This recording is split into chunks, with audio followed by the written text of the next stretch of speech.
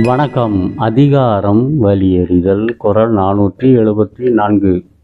அமைந்தாங் கொழுகான் அளவறியான் தன்னை வியந்தான் விரைந்து கெடும்.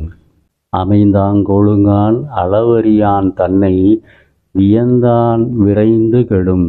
இக்குறளின் விளக்கம்: பிறரோடு ஒத்து நடக்காமலும் தன்னை பற்றி அறியாமலும் சுய பெருமை கொள்வதும்.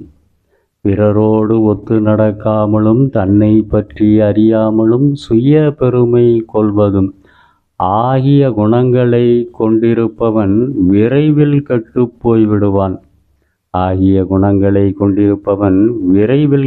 போய்விடுவான். என்று கெட்டுப் போய்விடக் காரணமான இயல்புகளை சுட்டிக்காட்டுகிறார் ஐயன் திருவள்ளுவர். நன்றி.